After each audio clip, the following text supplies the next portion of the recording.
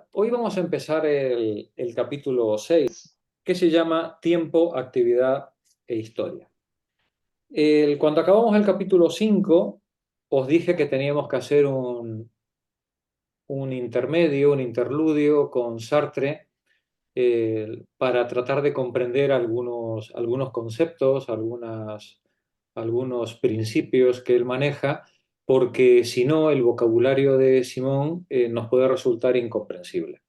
Ya veréis en la primera página de este capítulo que ella utiliza una serie de vocabulario muy técnico que, que si no conoces mínimamente a Sartre es absolutamente incomprensible. Bueno, o peor, crees que lo estás entendiendo y no estás entendiendo absolutamente nada, ¿no? Esa fue la razón por la que hicimos las 3 sesiones con el El existencialismo, el existencialismo. humanismo, antes de irnos de vacaciones. Pero, como sé que os habéis ido de vacaciones, os habéis comido unos cuantos panetones, una docena de gambas, 3 botellas de cava, Galletitas navideñas. y habéis reseteado por completo. No, os he preparado, antes de empezar la lectura, os he preparado un pequeño textito en PDF para que repasemos el vocabulario principal y poder entrar al texto bueno, De lleno. con la mayor soltura posible. No va a ser fácil, ¿vale? Que quede claro.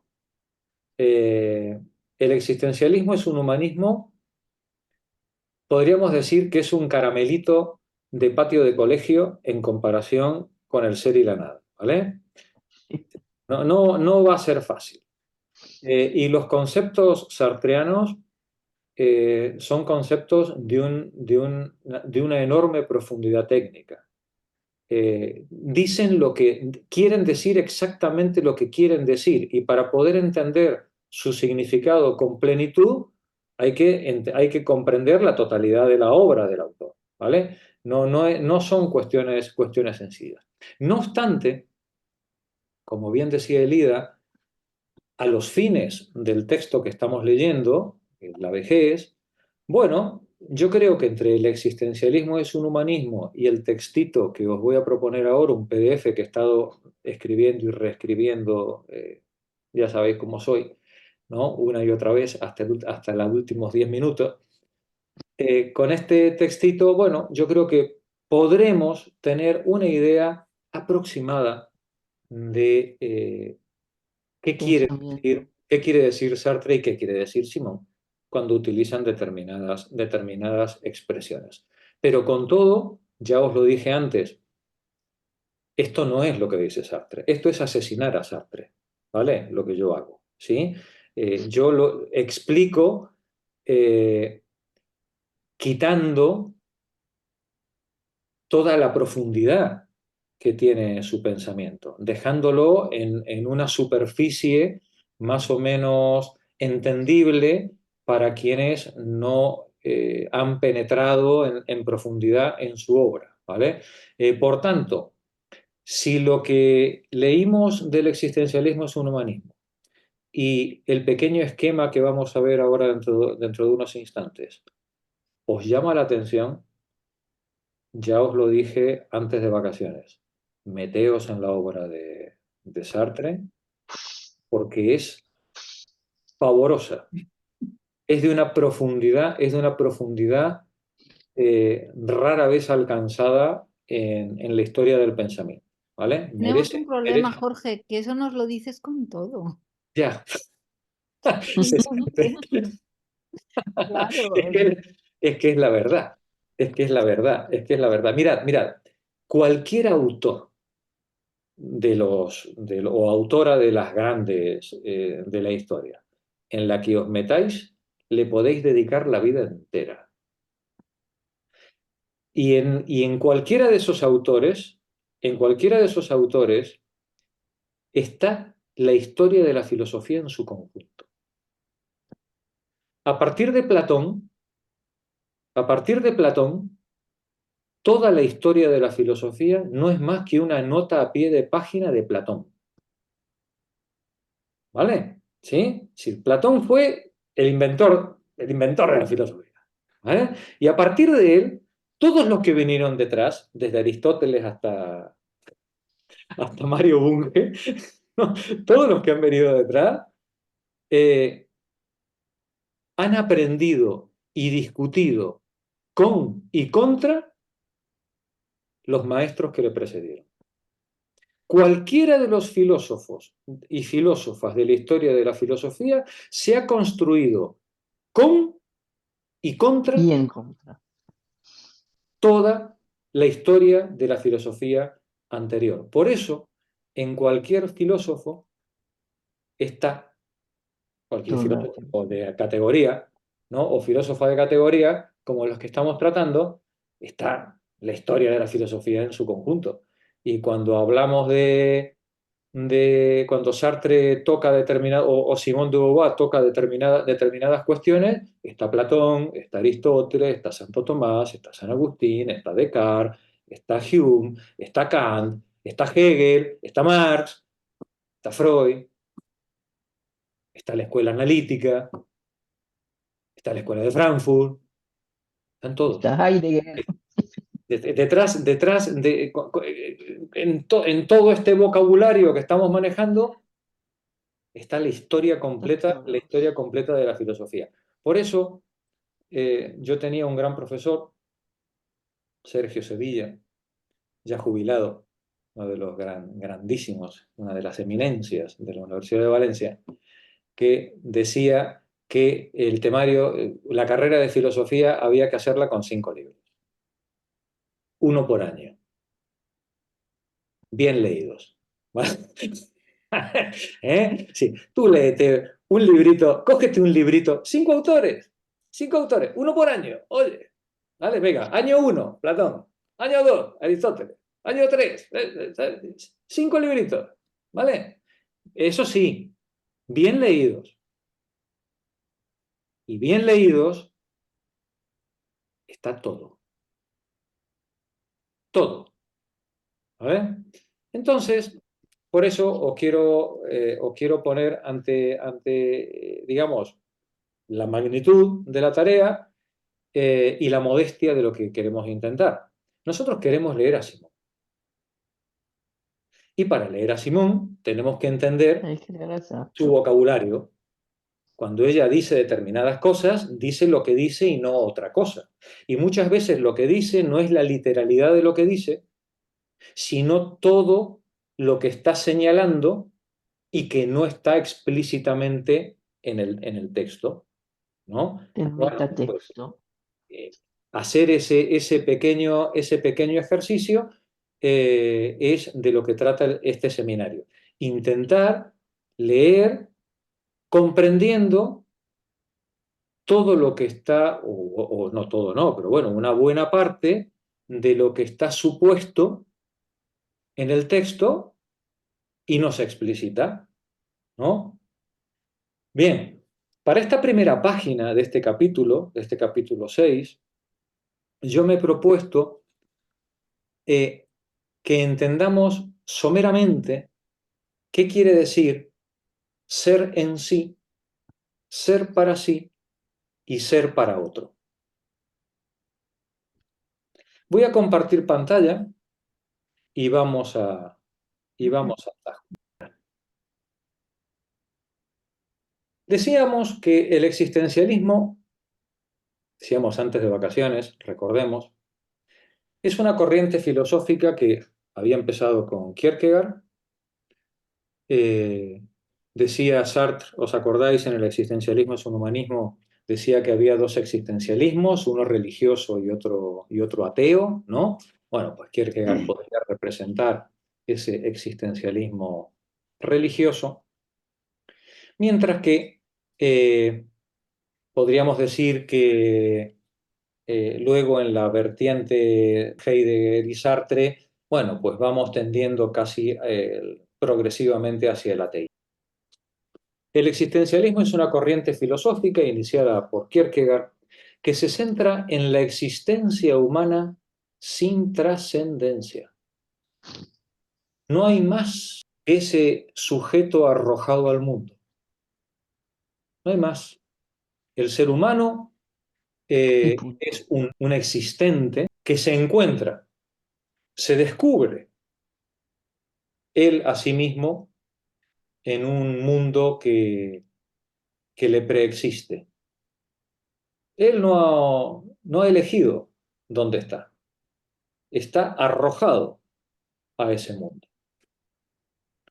En ese mundo, en ese entorno en el que el existente se encuentra, dice Sartre que los fenómenos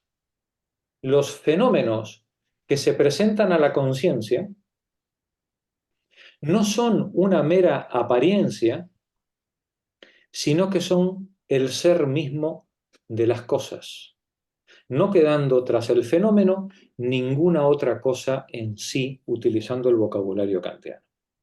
No hay más ser, diría Sartre, no hay más ser que lo que se presenta en el fenómeno. No hay otra cosa, ¿vale? No hay otra cosa.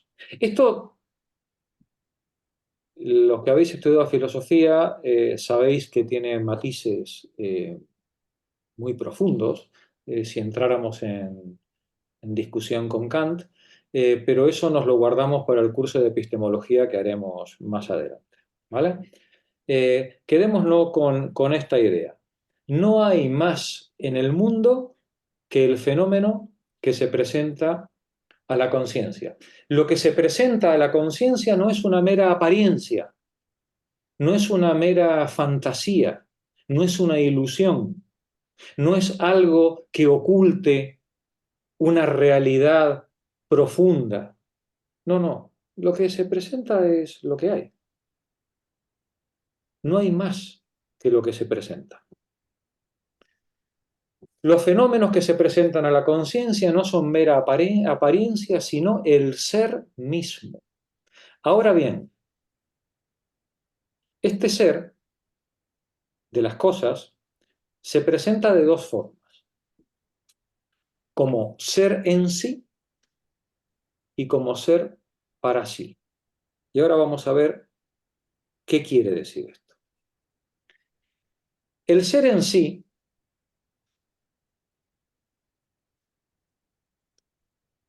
es aquel que se nos presenta, es lo que tenemos delante nuestro, lo que está fuera del sujeto.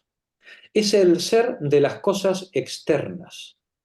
Y este ser de las cosas externas es lo que es y no puede ser nada más que eso.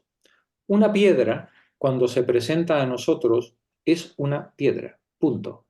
Y siempre será una piedra. Dice, el ser en sí es el ser de las cosas externas. Es lo que es y no puede ser nada más.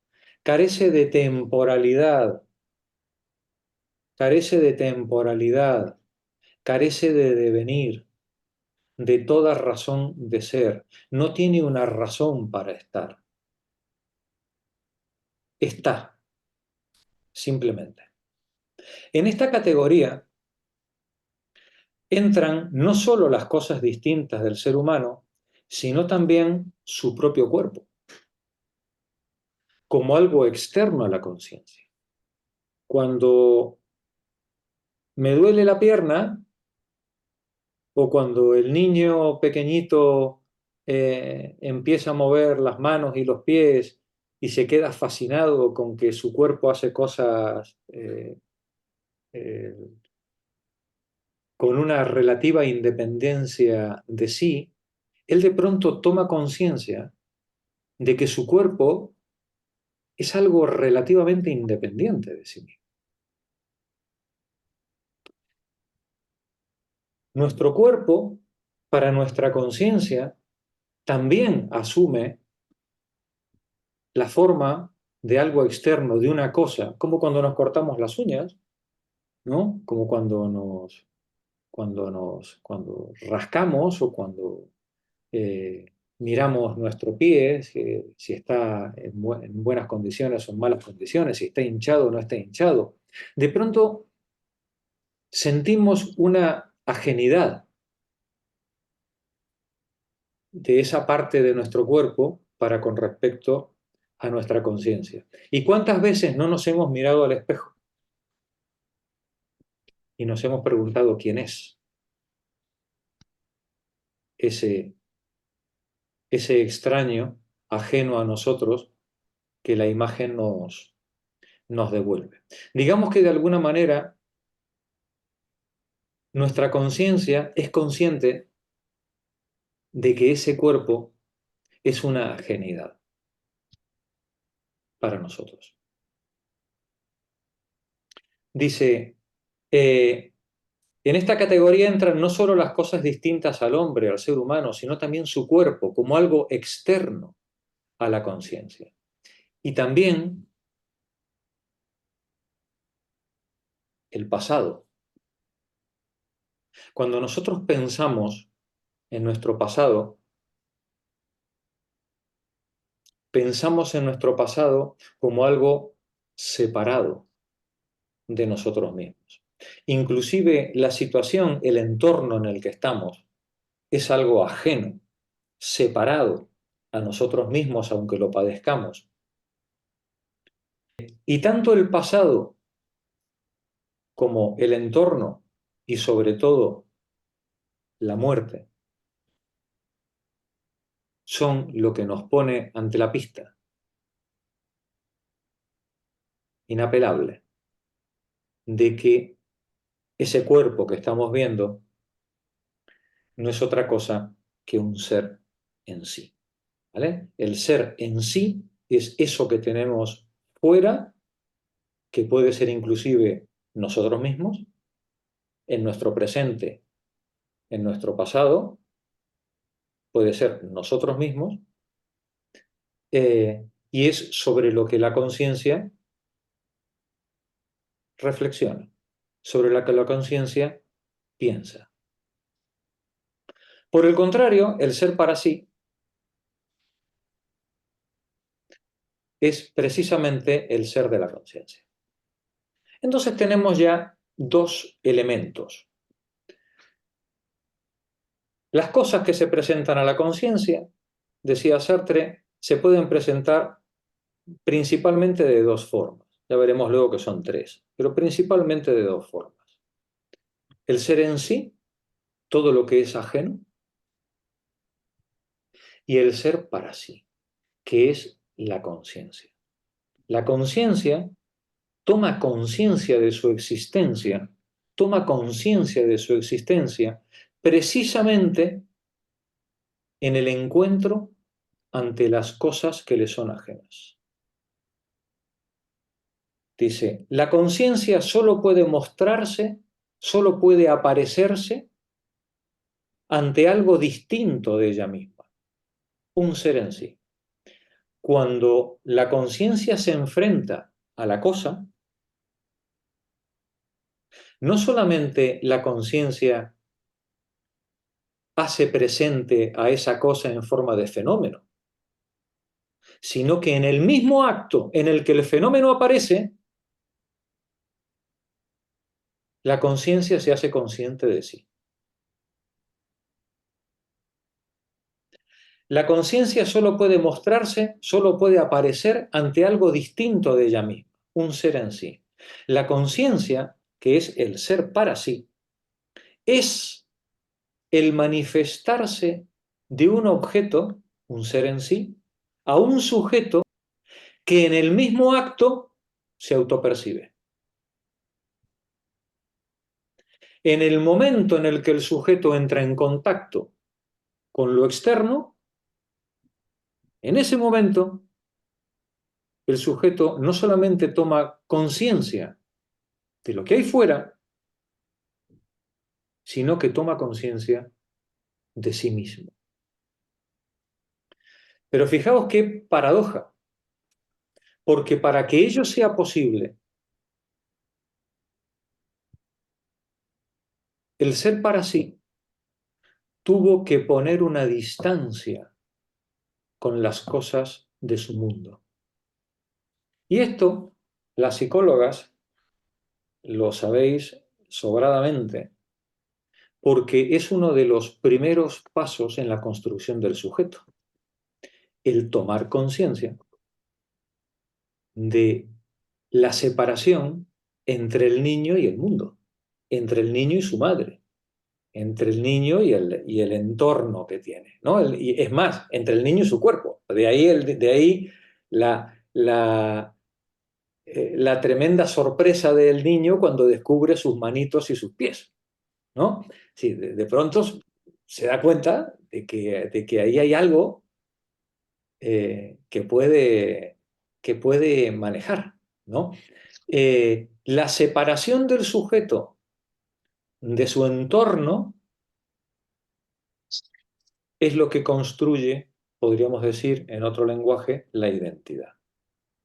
Es lo que permite construir la autoconciencia, la autopercepción del sujeto. Entonces tenemos ser en sí es todo lo que hay fuera del existente, ser para sí es la conciencia que se autopercibe en el momento en el que se encuentra con el ser en sí.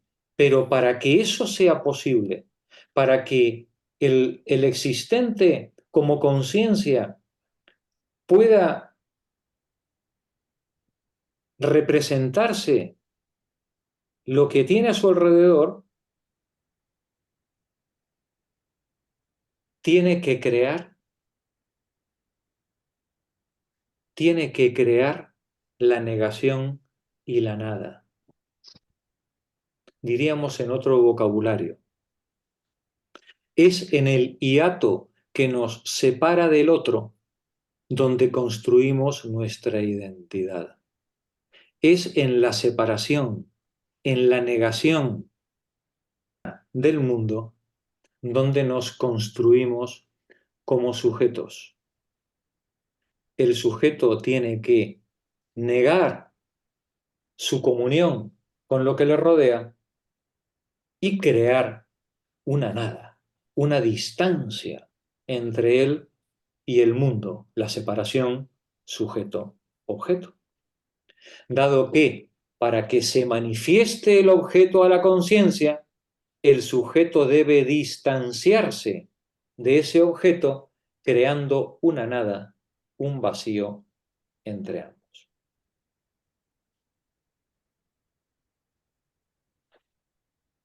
Así nos surgen una serie de características muy interesantes, tanto del en sí como del para sí.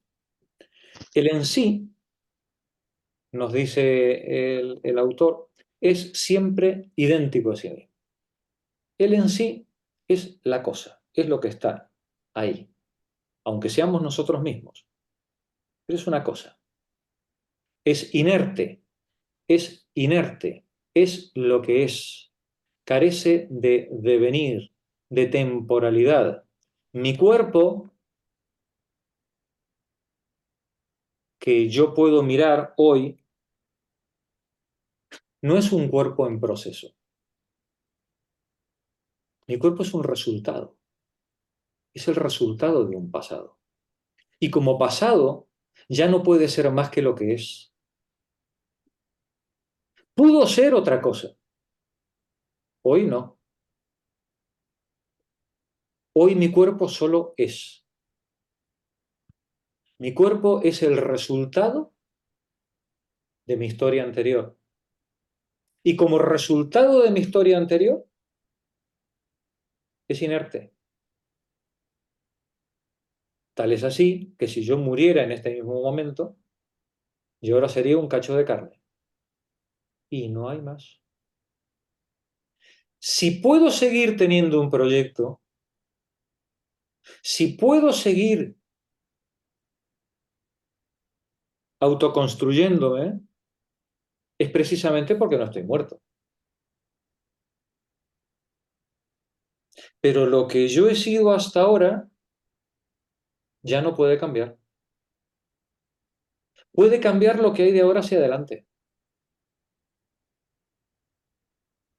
Lo que tengo en este momento es exactamente lo que hay. Dice, el para sí constituye un momento de aniquilación de ese cuerpo, de ese propio en sí, en el que se niega toda determinación y necesidad al propio ser. ¿Qué quiere decir esto? Dice que mientras que yo como cuerpo soy lo que soy y no puedo ser otra cosa hasta este momento, yo como conciencia, como para sí, puedo poner en marcha mi voluntad en el ejercicio de mi libertad y construir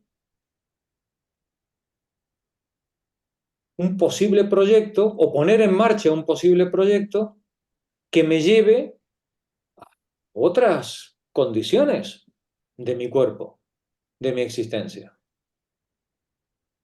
Pero eso es hacia adelante. Eso es hacia adelante. Eso quiere decir que en el momento en el que yo tomo conciencia, si yo quiero constituir un proyecto, si yo quiero poner en marcha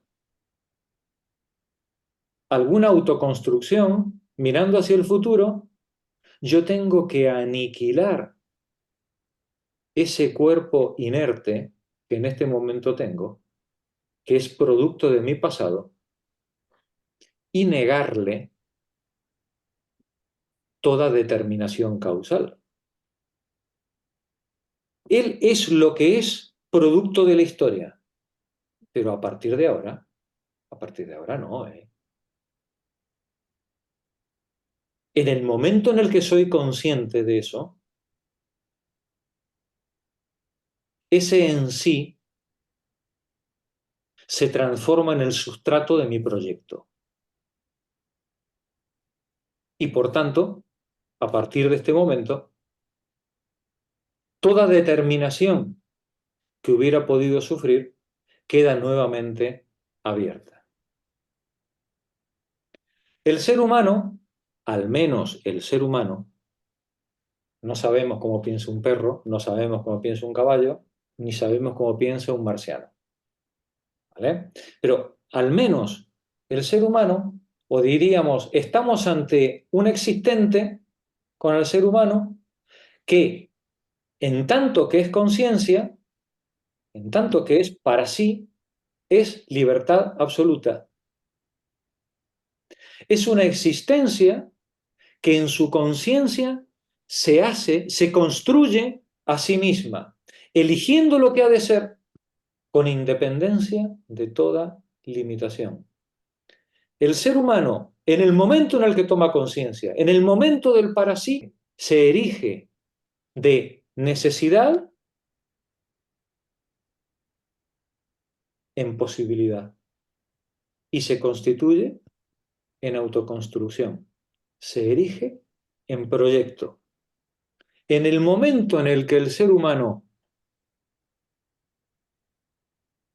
percibe lo inerte que hay en él, su cuerpo, su cosa, su entorno, lo que le rodea, en el momento en el que el ser humano toma conciencia de lo que hay fuera de él y al mismo tiempo toma conciencia de sí mismo, en ese mismo momento él tiene la posibilidad de elegir lo que va a hacer sin ninguna otra limitación, más allá, lógicamente, de las condiciones del entorno en el que está.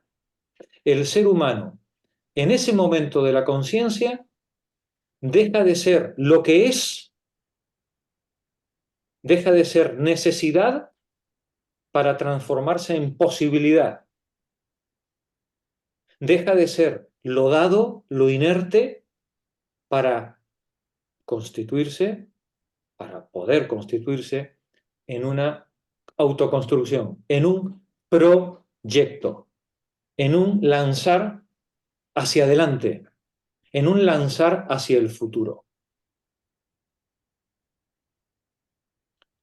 Por eso, al igual que en Heidegger o en Kierkegaard, en Sartre, la angustia es un elemento central. Porque, lo habíamos hablado la semana anterior, de vacaciones, si el ser humano toma, si el existente toma conciencia de su libertad connatural, consustancial, no puede menos que sentir angustia, claro. No puede menos que angustiarse ante la responsabilidad ante sí mismo, y luego lo veremos, y ante los otros, de sus decisiones. En su existencia, el ser humano no puede dejar de elegir, no puede dejar de decidir, de hacer, de hacerse, incluso eligiendo no elegir. Esa también es su responsabilidad. Delegar en los otros. Decir, no, no, yo, como dicen, Marí, yo soy apolítico.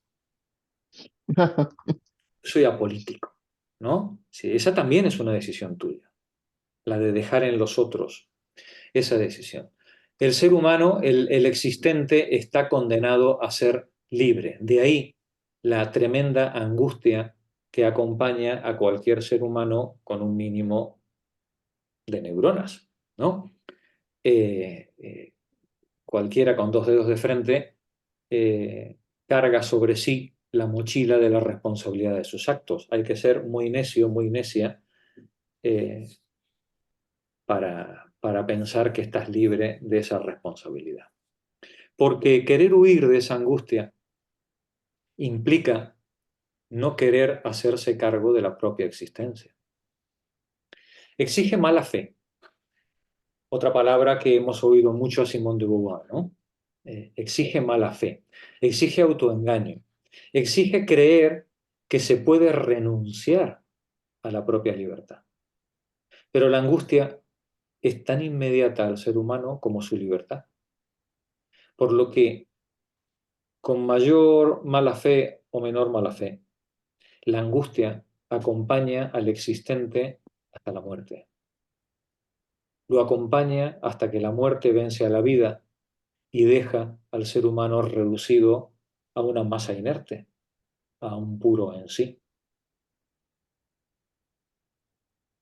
El ser humano no puede renunciar ni a la libertad ni a la angustia.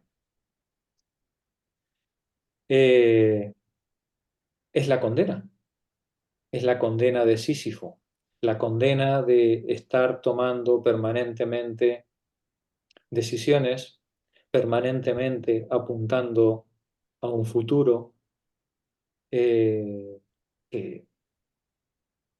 es inalcanzable. Ese futuro nunca será el que nosotros nos hayamos propuesto, porque decíamos que cuando ponemos en marcha nuestra libertad, y aunque nuestra libertad es ilimitada, el medio en el que la ejercemos no. El medio en el que ejercemos nuestra libertad es bastante limitadito. Y ese medio no solamente está compuesto de objetos y de leyes naturales que condicionan nuestra voluntad o el éxito de nuestra voluntad, sino que en ese movernos en el entorno descubrimos que hay otros. Y descubrimos que esos otros También tienen libertad. son conciencias como la nuestra. También son conciencias como la nuestra.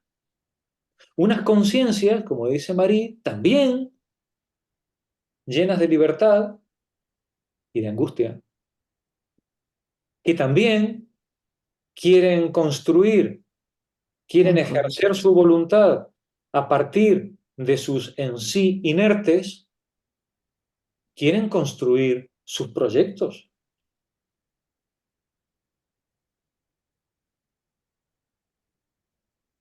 Dice, esta experiencia del para sí frente a lo otro no reduce la conciencia al solipsismo. ¿Os acordáis que una de las críticas que le hacían al existencialismo era el individualismo, ¿no? Sí. Y que Sartre decía, no, porque en ese ejercicio de la libertad yo me encuentro no solo con las cosas del mundo, me encuentro con otras conciencias como la mía. Es verdad, decía Sartre, que al mirar al otro,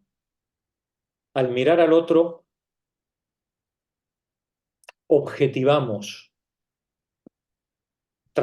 miramos como cosa lo que nos rodea. Esos seres humanos que hay en el autobús, que van junto con nosotros por la calle, ¿no? Son esas imágenes que vemos de los bombardeos, la gente corriendo, los cadáveres, los niños. Parece que parece que son ajenos, ¿no? Están separados de nosotros. Los hemos objetivado, son cosas. Dice, es verdad que cuando miramos al otro, nuestra primera actitud, ¿no? O nuestro primer golpe de vista nos puede devolver objetos, incluyendo los sujetos que tenemos a nuestro alrededor, reduciéndolos a cosas, a seres en sí. Pero en esta experiencia con el otro, con cualquier otro, el sujeto se descubre también a sí mismo, no solo como ser para sí. Habíamos dicho antes, recordemos, que cuando el sujeto se enfrenta a las cosas, se enfrenta al ser en sí, propio o ajeno, en ese mismo acto su conciencia se autopercibe y se descubre como ser para sí. Pero es que cuando el sujeto, en vez de estar frente a cosas inertes, está frente a otros sujetos como él, no solo se descubre como ser para sí, sino que se descubre como ser para los otros. Jorge, por ejemplo, cuando ha dicho que frente al otro, que hemos puesto, que has citado, por ejemplo, lo de la guerra, como ver a los otros como objetos, ¿no puede ser también como una forma de protección?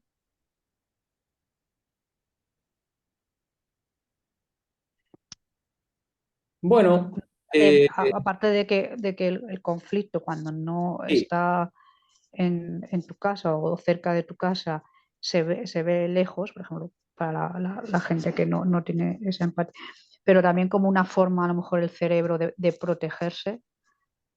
Claro, hay tanto nivel de injusticias, de pues, guerras, por de supuesto. atrocidades, que hay Cuando nosotros tratamos a lo que tenemos a nuestro alrededor como cosa, mm, la tratamos como instrumento para nuestros fines. Eh, y como instrumento para nuestros fines, nosotros no podemos poner al otro en un pie de igualdad con nosotros. Como instrumento para nuestros fines, los otros son solo medios para nuestros proyectos. Bien, lo que nos dice Sartre en esta parte, digamos, de la argumentación, es que cuando nosotros nos descubrimos a nosotros mismos, nos descubrimos como conciencia en el contacto con lo otro, en eso lo otro no solamente hay cosas, sino que hay otras conciencias como nosotros. Bien, al ser conscientes nosotros de que somos seres para otros, tomamos conciencia al mismo tiempo de que nuestros proyectos, nuestro ejercicio de la libertad, puede entrar en colisión, de hecho va a entrar en colisión, no solamente puede, sino que ocurrirá, va a entrar en colisión con el ejercicio de la libertad y la voluntad de los otros. Bien, en ese momento, este ser para sí no solamente toma conciencia de que hay otros como él en el mundo, sino de que su relación con los otros puede ser una relación en la que él sea medio para los fines de otros, o los otros sean meros medios para los fines propios, meros instrumentos, meras cosas a ser utilizadas en la consecución de mis objetivos, o en esa relación conflictiva que necesariamente hay entre las conciencias, eh, como dirían nuestras madres o abuelas, oye, que hablando se entiende la gente, ¿no? Y si yo entro en contacto con esos otros existentes que son seres para sí y seres para los otros, en este caso para mí, bueno, pues podemos entrar en una relación de comunidad que nos permita construir una acción conjunta en la que, haciendo mío los proyectos de los otros y los otros haciendo suyos mis proyectos, podamos, de forma conjunta, avanzar apoyándonos unos en otros en la autoconstrucción, no solamente de cada uno de los sujetos, sino de la comunidad. Eso es lo más parecido que yo he encontrado a lo que se podría llamar democracia. Sí, Jorge, eso o sea, lo entiendo como lo has explicado y lo que estamos leyendo, pero lo que me refiero, no sé si a lo mejor no me estoy explicando yo bien o si a lo mejor me podría un poco ayudar Pepa Martín. Eh, Me refiero, no es el hecho de no tener conciencia, sino si hay algún mecanismo, llamámosle de supervivencia o a nivel psicológico, eh, o bueno, que ante, ante, ante conflictos o ante situaciones traumáticas, lo que se hace es, por supervivencia, no tener conciencia o como olvidar o como tener una amnesia, no querer mirar. Pero eso no podría ser lo de ahí disminuir lo de la angustia, o sea, mecanismos por el cual esa angustia intentas, es decir, no pensando, viendo la tele, esto para los demás, ¿no? Sería por ahí. Sí, puede ser eso, pero también por el tema de supervivencia. Por ejemplo, Sí. si estás en una guerra, no puedes, viviendo una guerra, no puedes ayudar a todo el mundo porque está en juego tu supervivencia. O a veces lo vemos en la asociación, en las víctimas de prostitución, que tienen incluso episodios eh, de amnesia para que su mente olvida pues, para seguir adelante. Entonces, no sé si es, Para no no sé, tener que elegir. claro, Si no lo sé han si a lo dicho, lo han mejor dicho. Sartre había llegado a este punto o es un poco más, No, es o igual no. lo que yo estoy Tú estás preguntando. hablando de un ejemplo muy particular, pero que Sí, es perfectamente extrapolable, ¿vale? Si claro. efectivamente los seres humanos, eh, cada vez, cada vez que tenemos que utilizar a los demás como medios, tenemos que cosificarlos. Sí, sí, eso por ¿Ves? supuesto. ¿Vale? Si no... Jorge, ¿puedo hacer un comentario? Sí, por favor, Elida. A Sí, ver. Yo creo que es que Pepa se ha ido del análisis que está haciendo. No está entrando aún en esos temas Sartre, sino que simplemente está diciendo cómo nuestro proyecto como personas, cómo se construye, y para poderse construir, se construye imprescindiblemente también como seres para otros, que es nuestra dimensión social. Y por eso no queda atrapado en el solipsismo, porque necesitamos a los demás para construir nuestra personalidad y nuestros proyectos de vida, para lo bueno y para lo malo. Es verdad, nos construimos ante la mirada de los demás y necesitamos su mirada, que nos devuelve también nuestra propia imagen y nos hacen aprender también de nosotros mismos. Y eso es gracias al ser para otro. Somos seres sociales. Es Qué eso lo que grande. estoy diciendo.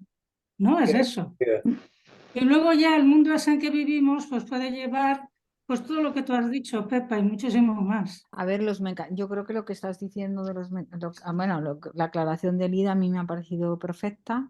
Yo creo efectivamente que Sartre no está hablando de este problema que tú estás ahora planteando, Vale. Pepa, pero lo que tú estás planteando creo que sí que es algo que, bueno, pues efectivamente si la pregunta es si existen esos mecanismos de defensa, tú lo ves todos los días trabajando con víctimas y existen, y la negación es un mecanismo de defensa y la represión de determinados recuerdos traumáticos es otras. Y luego me ha gustado mucho la puntualización de Magda, porque casi todos los mecanismos de defensa es una defensa contra la angustia, ¿no?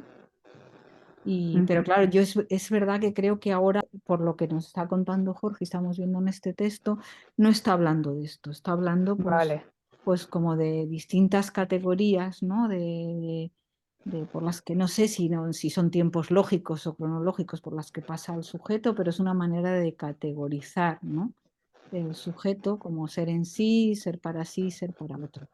Y me ha Sí, gustado pero la manera en la que lo ha planteado Lida de ese somos seres sociales y en el ser para otro forma parte de claro, eso lo eso. entiendo. Lo que pasa es que yo me preguntaba eso, como la angustia y la libertad, digamos que, bueno, van de la mano, claro.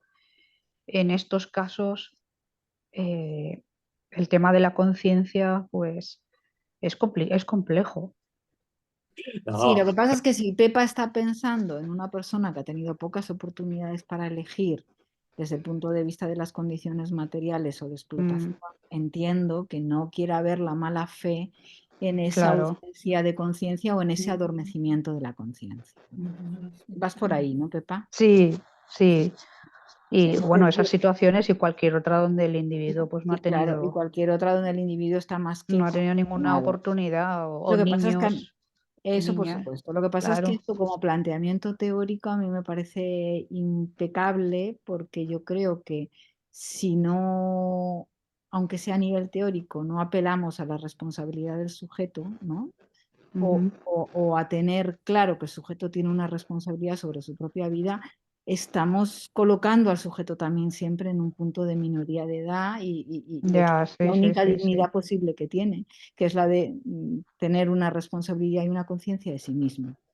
Entonces yo creo que como planteamiento teórico no solo es impecable, sino que me parece súper interesante, sabiendo que después tenemos todo ese montón de experiencias vitales terribles donde, bueno, pues a veces esa falta de conciencia o esa negación de la conciencia propia o esa imposibilidad de ejercer la libertad, pues claro, hay grados y hay gente que lo tiene muy difícil y que ha venido con las cartas a este mundo marcadas Hecho. y en negativo para poder colocarse en este tipo de posiciones, ¿no? muy bien, continuemos Gracias. con la lectura. No, a Gracias a vosotras, ti, a Pepa, y vosotras. gracias compañeras Elida, Magda, Pepa, sois gloriosas, la verdad. Bien, decíamos, esta experiencia del para sí frente a lo otro, retomemos el argumento, no reduce la conciencia al solipsismo. Es verdad que al mirar al otro objetivamos lo que nos rodea, incluyendo los sujetos, reduciéndolos a cosas, a seres en sí. Pero en esta experiencia con el otro, con cualquier otro, el sujeto se descubre también a sí mismo, no solo como ser para sí, sino como ser para los otros, esta dimensión social del sujeto de la que hablaba Elida previamente. Descubre otros seres para sí que pueden relacionarse entre sí de manera muy diversa, bien en una relación de objetos cosificada o bien reconociendo su recíproca libertad y proyectos. Descubrirnos como ser para otro nos pone ante un recíproco, el problema de un recíproco reconocimiento. Por lo que la relación entre conciencias solo se establece a partir del conflicto y como conflicto entre libertades y proyectos. Esto es, como diría Pepa, la mayoría de edad, ¿vale? Sí, como decías tú, Pepa, la semana pasada o la anterior, dice, es que si en una relación me dices que no hay conflicto es porque hay uno que está sometiendo al otro. ¿Vale? No nos engañemos.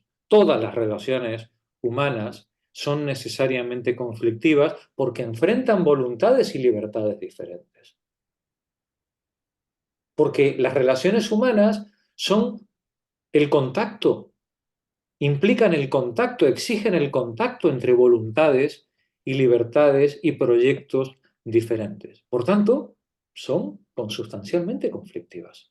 No cabe otra posibilidad. La sola presencia del otro como sujeto, su afirmación como libertad, conlleva o puede conllevar nuestra objetivación y negación de la libertad. De ahí la importancia de tener presente estas características del existente, del ser humano. Tú decías antes, hombre, puede que no sea de mala fe. No, no. Vamos a ver. Es decir, el ser humano, nos diría Marx, no moralicemos, ¿vale? Cuando estamos hablando de mala fe, no estamos hablando de moral, ¿vale? No estamos hablando de juicios morales. Esto es una cuestión lógica. Si el ser humano es un ser, es un existente que se caracteriza por el ejercicio de su libertad y de su voluntad, a partir de lo inerte que hay en él y en su contexto, y el ser humano se descubre a sí mismo en el contacto con lo inerte que hay a su alrededor, pero también con los otros seres también existentes que hay a su alrededor, y en ese contacto con los otros seres existentes se descubre a sí mismo como una conciencia que es un ser para el otro. A partir de ese momento, la cosificación que él haga de lo que tiene a su alrededor es una decisión suya, ¿eh? Como bien decía Pepa antes, esa decisión puede estar lastrada por su historia personal, por sus condiciones, por los peligros que arrostre, por supuesto, por supuesto. Es decir, el entorno y las condiciones de partida pueden poner infinitos obstáculos al ejercicio de la voluntad en libertad, por supuesto. Pero él tiene que tomar una decisión. Y tiene que tomar una tras otra decisiones que le relacionan con el entorno inerte, pero también con el entorno de los otros existentes, de los otros seres para sí, que tiene a su alrededor. Y en la medida en la que tiene que tomar esas decisiones, ella no puede obviar que igual que él es un ser para el otro, los otros también son conciencias que él percibe igual él mismo en el ejercicio de esa libertad. Y hará con ello lo que pueda. ¿Vale? No quiero decir con esto que haya recetas. Cuando hay dos soldados enfrentados en la trinchera, uno a cada lado ahí en la batalla de Somme, ¿no? Por mucho que uno haga el análisis existencialista de que el otro es una conciencia, que también yo soy un ser para el otro, sí, bueno, sí, pero en cuanto levante la cabeza me va a pegar un tiro, ¿no? Sí, bien. ¿Qué le vamos a hacer? ¿Vale? Mi ejercicio de la libertad estará condicionado fuertemente, con mayor o menor tenacidad, por el entorno y las circunstancias en las que estoy. Pero en todo momento,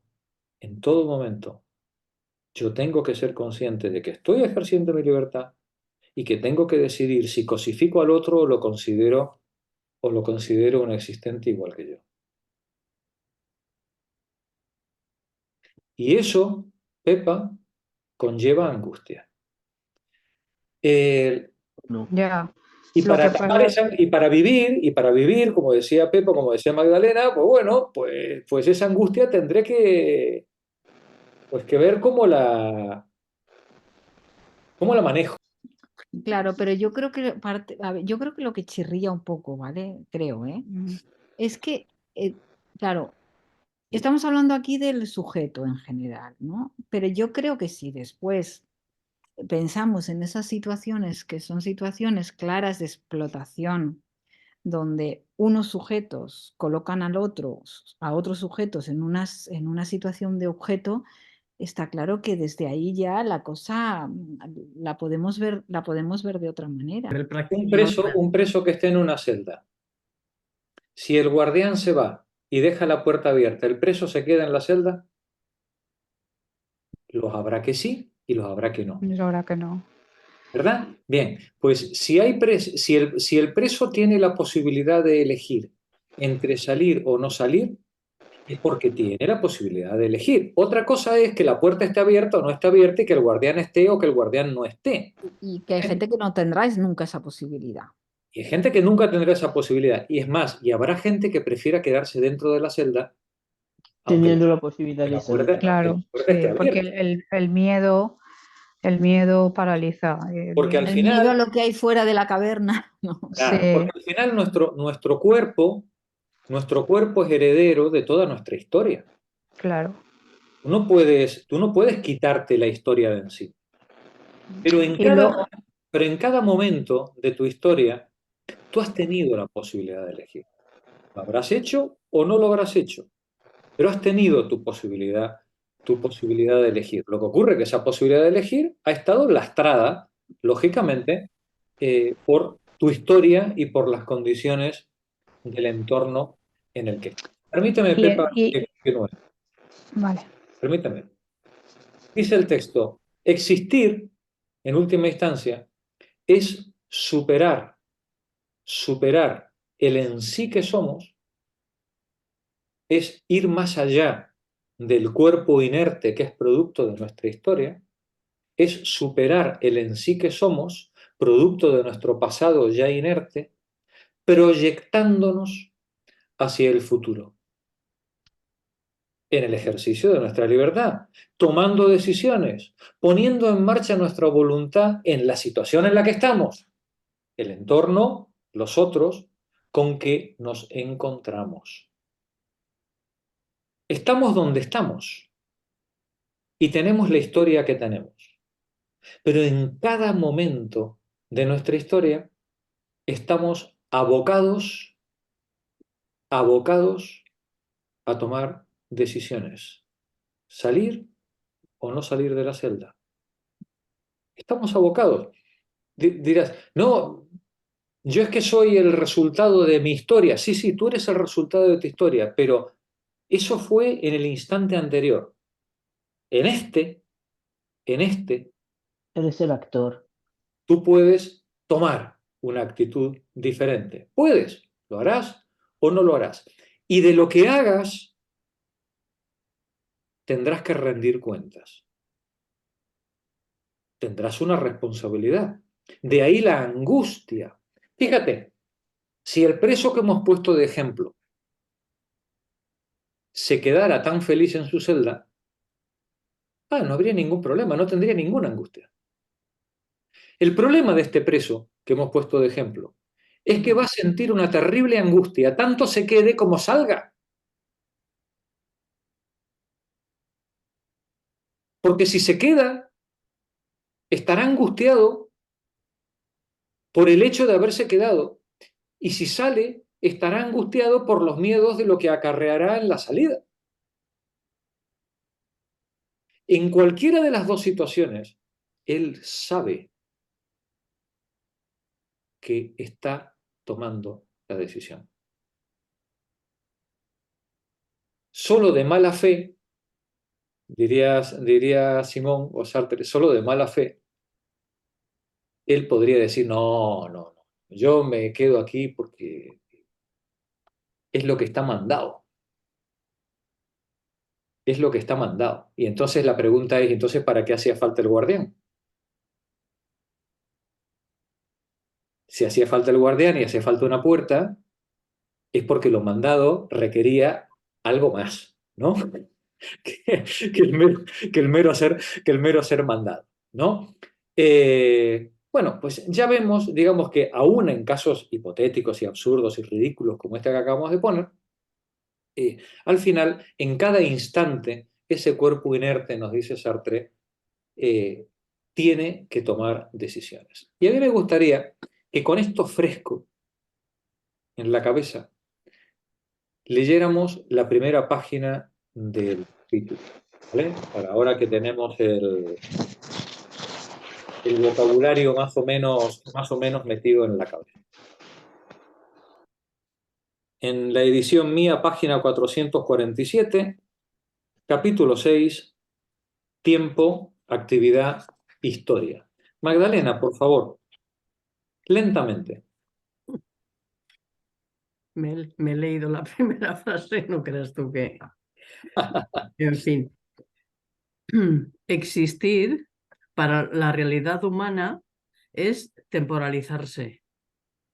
En el presente apuntamos al futuro con proyectos que exceden nuestro pasado, donde nuestras actividades caen fijas y cargadas de exigencias inertes. Traduzcamos, ¿no? Por más Sí. que yo creo que ya está clarísimo para todas vosotras, ¿no? Existir para el ser humano es ponerse en el tiempo. No es un mero estar en el mundo, es estar a lo largo de un tiempo, temporalizarse. En el presente, en este instante en el que estamos, apuntamos al futuro. Siempre estamos pensando en lo que vamos a hacer el minuto siguiente, el año siguiente, el mes siguiente. En el presente apuntamos al futuro con proyectos que exceden nuestro pasado, con proyectos que a partir de nuestro pasado apuntan hacia adelante, a partir de un pasado en el que nuestras actividades ya han caído fijas, cargadas de exigencias inertes. Todo lo que quedó en el pasado ya quedó cristalizado. Ya, los decía antes, ese cuerpo que somos en este momento es el producto de una historia en la que hubo muchísimos condicionantes, muchísimas decisiones, pero todo eso ya es lo que fue. Ya no tiene ninguna posibilidad de ser de otra manera. Sin embargo, a partir de ese pasado, es a partir del que apuntamos hacia un futuro con proyectos que lo exceden, que lo llevan más allá de sí mismo. Continúa, Magdalena. La edad. La edad modifica nuestra relación con el tiempo. Con el correr de los años, nuestro futuro se achica, mientras que nuestro pasado aumenta. Se puede definir al viejo como un individuo que tiene una larga vida detrás de sí y delante una esperanza de supervivencia muy limitada. Las consecuencias de esos cambios repercuten unos en otros para engendrar una situación, variable según la historia anterior del individuo, pero cuyas constantes pueden definirse. Gracias, Magda. La edad modifica nuestra relación con el tiempo. Decíamos que existir es temporalizarse. Existir es apuntar desde el presente hacia futuros posibles, con nuestros proyectos. Pero, aunque existir sea temporalizarse, la edad modifica nuestra relación con el tiempo. Con el correr de los años, nuestro futuro se achica, mientras que nuestro pasado aumenta. La masa de lo inerte en nosotros, a medida que pasan los años, la masa de nuestra historia, que es lo que es y no puede ser de otra manera, aumenta en relación a la historia futura que se va achicando, y nos encontramos con que a medida que nos vamos haciendo mayores, nuestras posibilidades, nuestras alternativas se van haciendo cada vez más exiguas en comparación con la masa de historia que vamos acumulando y que no solamente no puede ser de otra manera, sino que condiciona severamente las posibilidades que tenemos hacia adelante. Porque decíamos en el párrafo anterior, el ser humano se proyecta hacia el futuro, pero no a partir de la nada. El ser humano se proyecta hacia el futuro a partir de lo que es, en cada presente. Por tanto, a medida que nos vamos haciendo mayores, la carga de nuestro pasado es cada vez mayor y las posibilidades que esa carga permite hacia adelante, pues son cada vez más exiguas. De donde, a medida que nos vamos haciendo mayores, como decía una amiga, nos vamos volviendo más selectivos, ¿no? A los 20 años lo queríamos todo, ¿no? Ahora ya somos un poquito más exigentes, ¿no? Con lo que con lo que vamos a elegir, ¿eh? Porque realmente, bueno, pues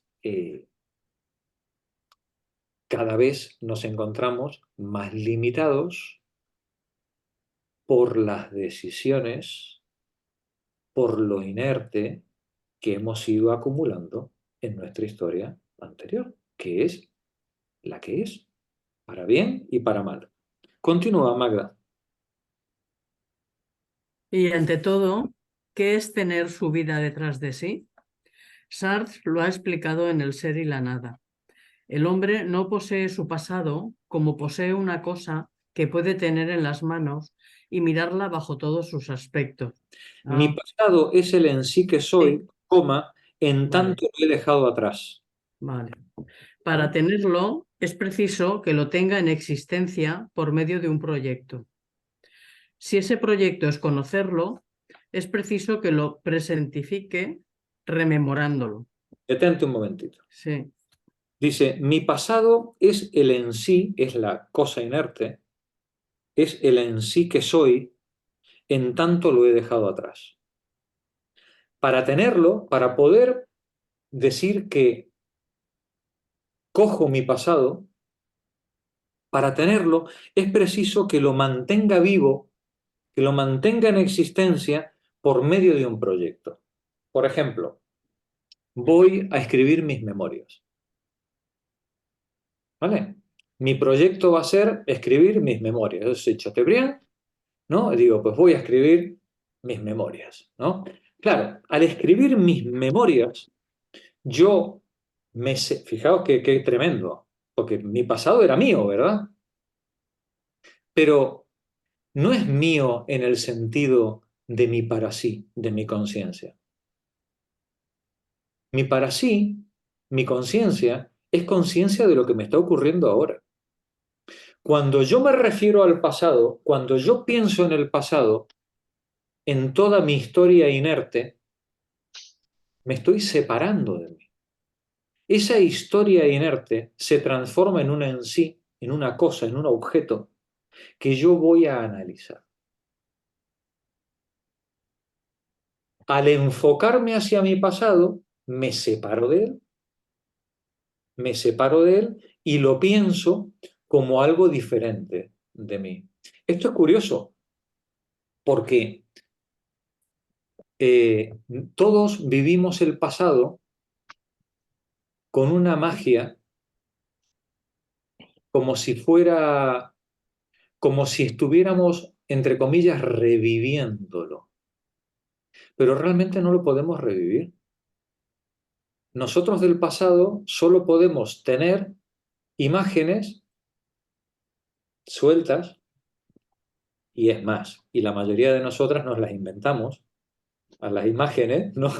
¿No? Y las atamos entre ellas y a veces de la manera más rocambolesca, ¿no? Tanto que a veces cuando le contamos nuestra historia a alguno de nuestros hermanos ¿no? Nos dicen, oye, que eso no fue así, ¿eh? Te dicen, ¿no? Eso no pasó así, eso te lo has inventado, ¿no? Sí. Bueno, porque de nuestro pasado nos quedan un conjunto de imágenes que impregnaron en nuestra memoria a través de las emociones y cuando nosotros lo rememoramos, construimos una historia de nosotros, pero que realmente nos es ajena. No es propiamente la nuestra. Ha sido también, de alguna manera, una construcción. Mi pasado es el en sí que soy, en tanto lo he dejado atrás. Para tenerlo, es preciso que lo mantenga en vida por medio de un proyecto. Si ese proyecto es conocerlo, si ese proyecto es conocer ese pasado, es preciso que lo haga presente, que lo presentifique rememorándolo. Continúa, Magda. Hay en el recuerdo Hay en el recuerdo una especie de magia a la que es sensible a cualquier edad. El pasado ha sido vivido a la manera del para sí y sin embargo se ha convertido en sí. Nos parece alcanzar en él esa imposible síntesis del en sí y el para sí a la que siempre aspira en vano la existencia. Pero las personas de edad son sobre todo las que lo evocan con complacencia. Viven más por el recuerdo que por la esperanza, anotaba Aristóteles.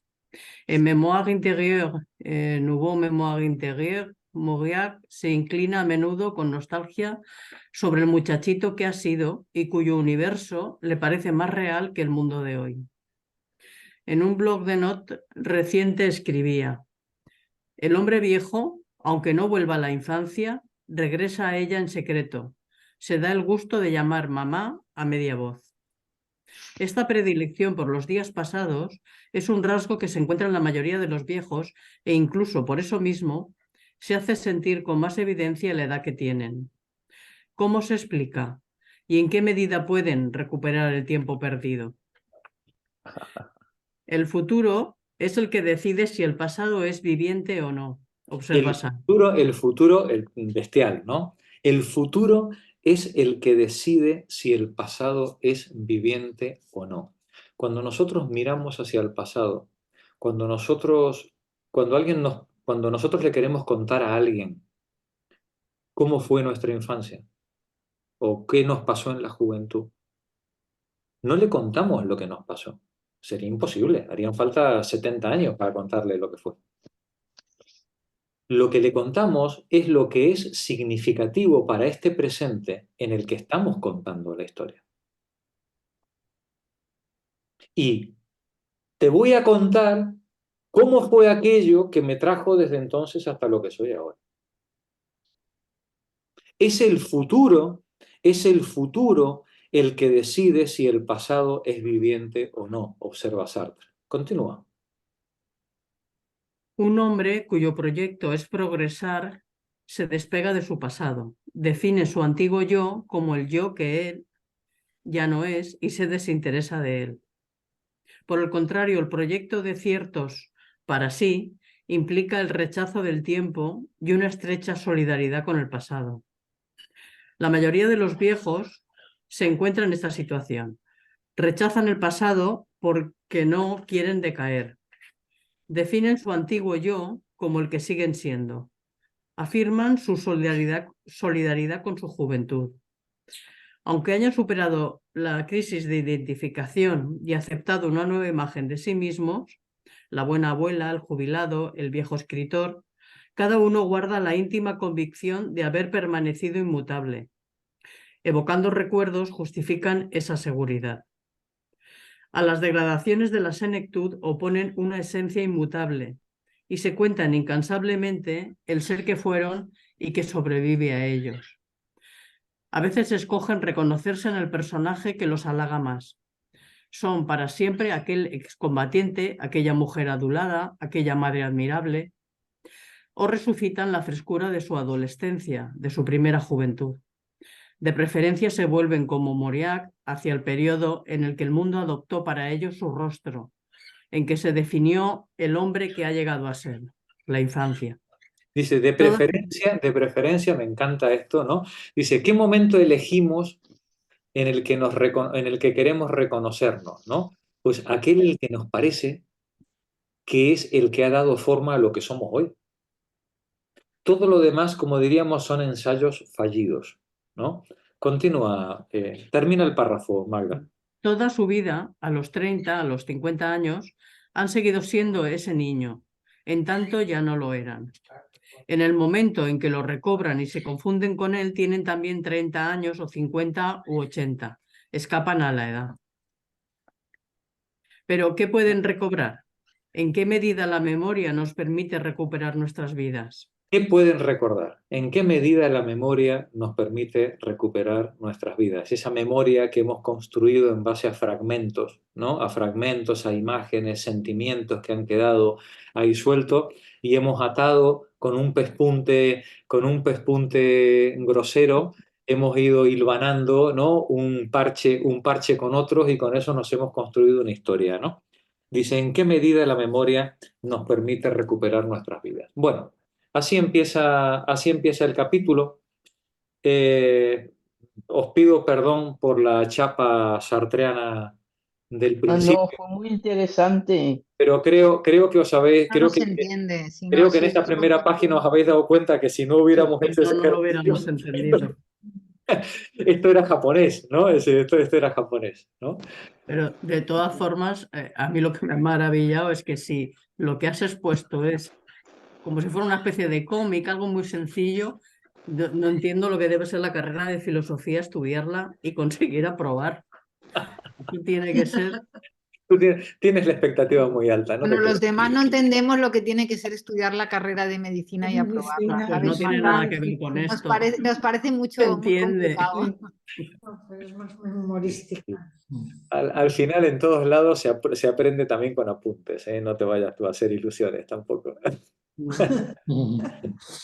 Bueno, compañeras, me alegra mucho, me ha llenado mucho el corazón veros otra vez aquí a todas al pie. Sí, ha sido un gusto. Igualmente. ¿Verdad? Nos vemos el miércoles que viene. Miren, Os cuido. juntas Muy bien. las Muy cuatro. bien. Adiós. Buenas noches, adiós. Buenas noches. Buenas noches. Buenas noches.